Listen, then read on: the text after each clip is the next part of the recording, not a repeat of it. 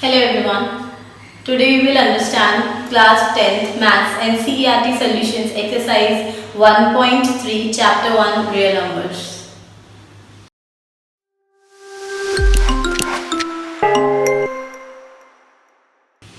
Hello students, this is Nishu Girl from Triumph Classes और आज हम पढ़ेंगे class 10th Maths and CERT Solutions chapter 1 real numbers exercise 1.3 question number 3. अगर अभी तक आपने इस चैप्टर की समरी की वीडियो नहीं देखी है और इसी एक चैप्टर के प्रीवियस एक्सरसाइजेज के क्वेश्चंस की वीडियो नहीं देखी है तो उन्हें देखना ना भूलें, जिनका लिंक मैंने डिस्क्रिप्शन में दिया हुआ है. Let's start with the question. Question number 3, prove that the following are irrational.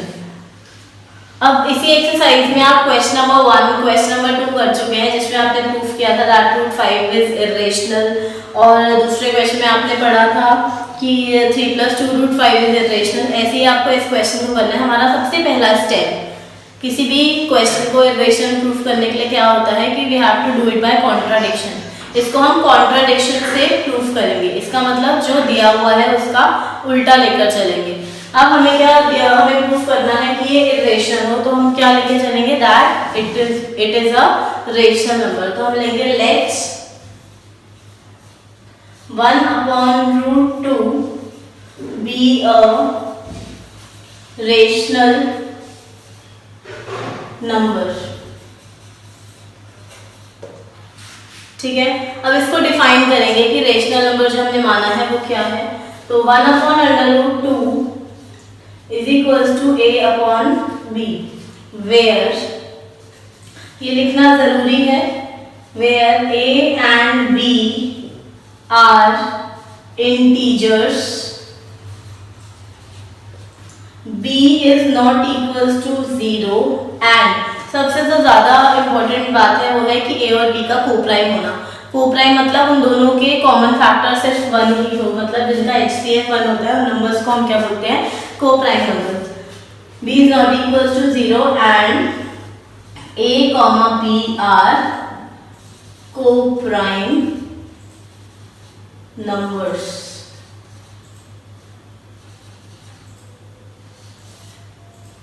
ठीक है, ये आपको डिफाइन करना जरूरी है. इसको समझने के लिए अगर आप जैसे हमने √2 को इर्रेशनल प्रूफ किया था, अगर आप उसको भी देख लेंगे तो भी आपको समझ में आ जाएगा. बिल्कुल वैसे ही इसको हमें सॉल्व करना है. नेक्स्ट स्टेप में हम क्या करेंगे, b is equals to √2a. ठीक है, फिर हम लिखेंगे b is equals to squaring both sides. हम लिखेंगे b का square is equals to √2a का होल स्क्वायर. फिर हम लिखेंगे b का स्क्वायर इज इक्वल्स टू √2 का स्क्वायर इज 2, a का स्क्वायर इज a स्क्वायर. अब हम क्या लिखेंगे, जो 2 इधर मल्टीप्लिकेशन में है ये अपॉन में जा सकता है, तो हम लिखेंगे b square upon 2 is equals to a. इसका क्या मतलब है कि b square is divisible by 2, that is therefore b square is divisible by 2. Then b is also divisible by 2. कि अगर b स्क्वायर 2 से डिविजिबल है तो इसका मतलब b भी 2 से डिविजिबल होगा bye theorem that if a square is divisible by p, then a is also divisible by p. मैंने आपको इस चैप्टर की समरी में एक्सप्लेन किया था कि अगर b स्क्वायर 2 से डिविजिबल है तो b भी 2 से डिविजिबल होगा। इसको फर्दर सॉल्व करते हैं। अगर b square is divisible by 2 है तो b is also divisible by 2। मैंने मान लिया कि अगर 10 के फैक्टर्स 2 into 5 है, ठीक है, अगर 10 2 से डिविजिबल है तो आंसर कितना आएगा 5। इसका मतलब 2 की मैं किसी इंटीजर से मल्टीप्लाई करूंगी तभी तो 10 आएगा, ठीक है। तो ऐसे ही यहाँ पर है, वो इंटीजर क्या है आपका 5।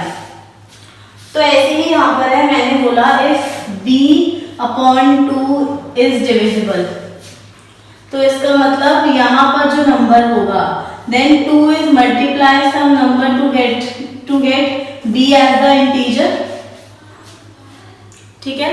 तो उसको हम क्या मानेंगे 2 into कोई भी एक इंटीजर, क्योंकि यहाँ पर इंटीजर की वैल्यू पता थी 5, क्यों, क्योंकि यहाँ पर आपको इस 10 की वैल्यू पता थी, लेकिन यहाँ पर क्योंकि आपको b नहीं पता कितना है तो मैंने इसलिए c भी कोई एक इंटीजर मान लिया, ठीक है।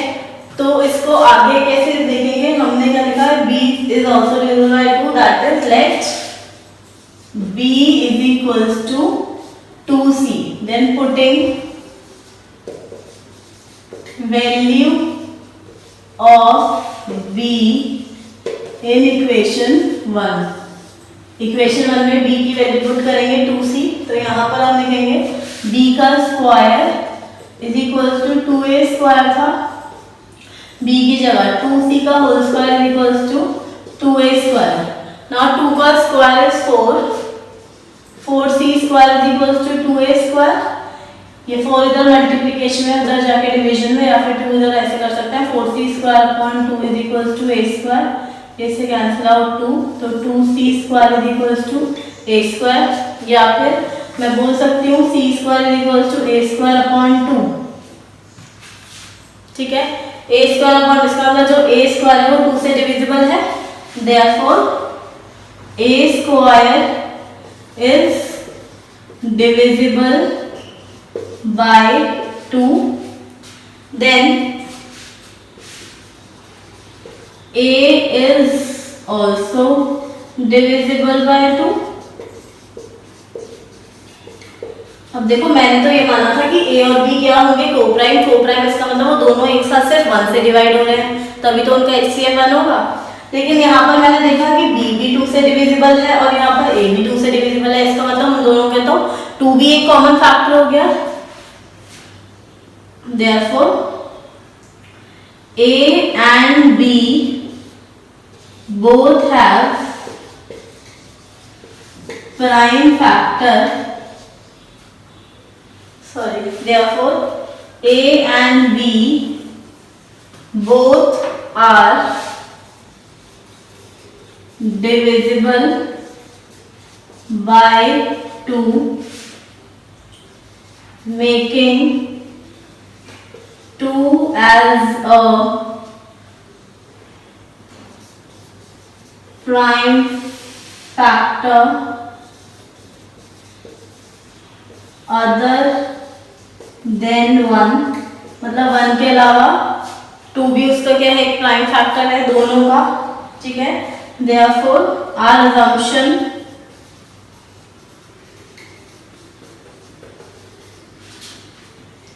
is wrong,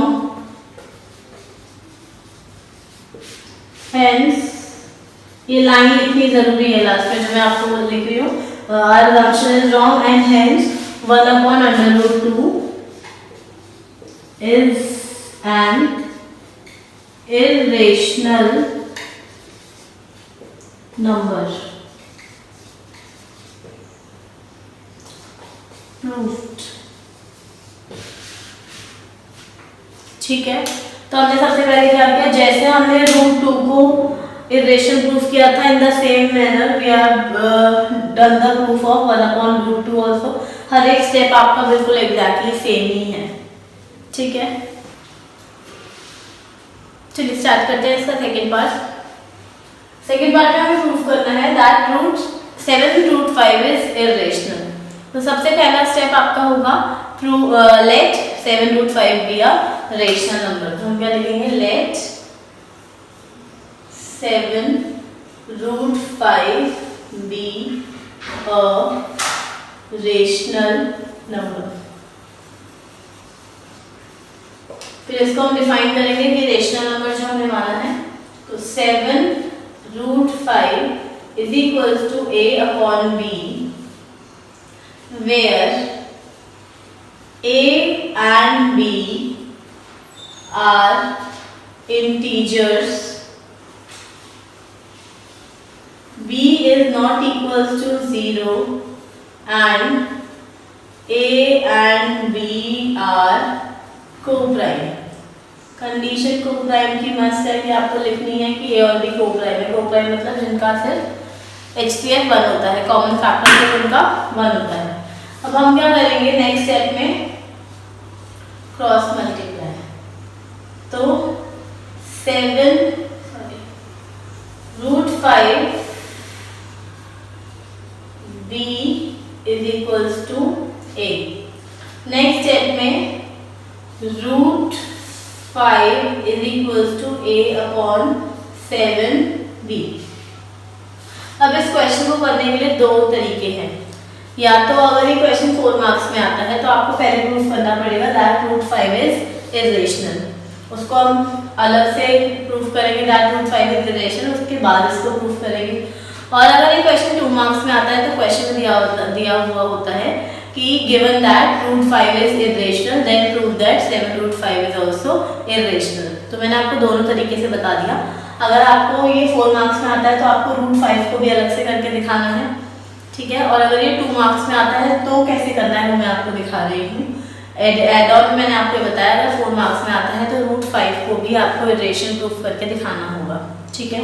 अब यहाँ पर हम क्या करेंगे, हम यहाँ पे लिखेंगे a और b, a अपॉन b। हमने a और b क्या माना थे, इंटीजर्स माने थे। तो अगर a b इंटीजर है तो 7b भी इंटीजर होगा। तो a अपॉन 7b अगर दोनों इंटीजर्स हैं तो दोनों इंटीजर्स को अगर मैं डिवाइड करूँ तो आपका रेशनल नंबर आएगा। तो √5 आपका रेशनल है और ये आपका रेशनल है, विच इज नॉट पॉसिबल। तो हम क्या लिखेंगे, here a, 7b are integers, therefore a upon 7b is a rational number, but √5 is irrational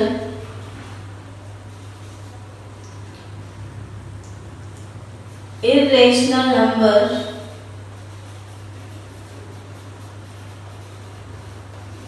cannot be equals to rational number,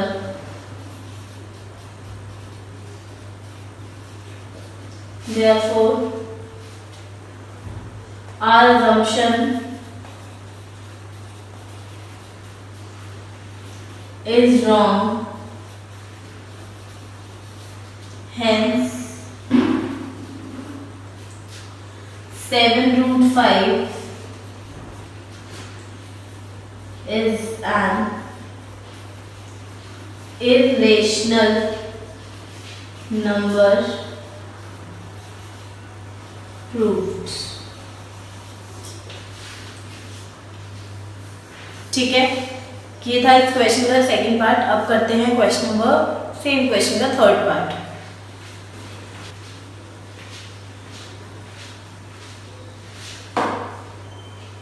चलिए करते हैं इसका थर्ड पार्ट।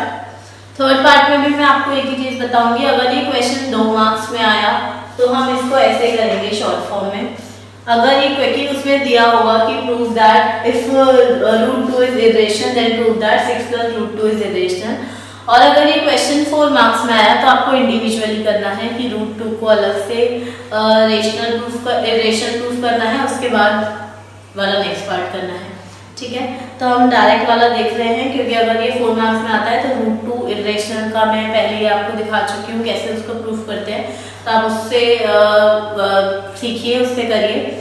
अब यहाँ पर हम मानते हैं let 6 + √2 be a rational number. फिर इसको डिफाइन करेंगे 6 + √2 = a/b, where a, b are integers, b is not equals to 0 and a and b are co-prime।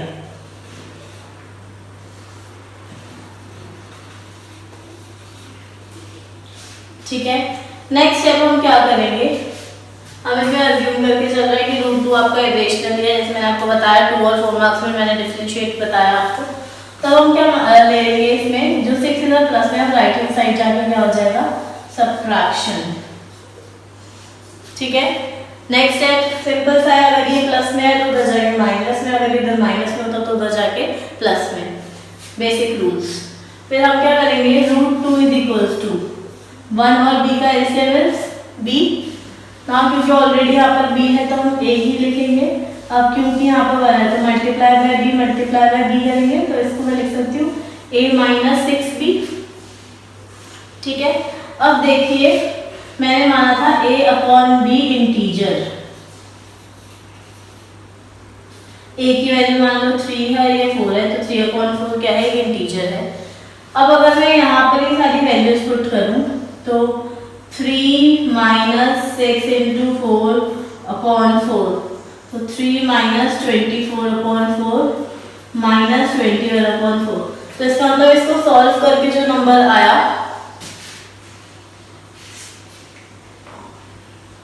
Sorry मैं एक बार correction, a/b rational number.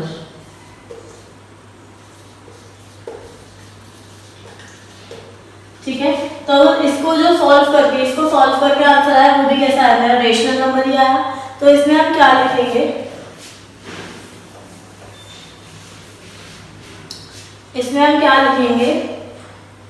here a, -6b, b are integers,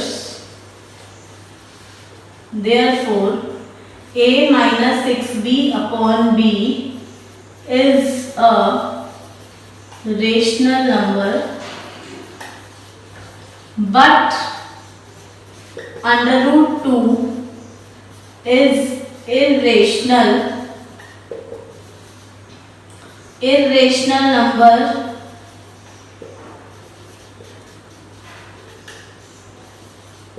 is not equals to rational number, therefore our assumption is wrong, hence तो इसका लिखेंगे hence 6 + √2 is an irrational number,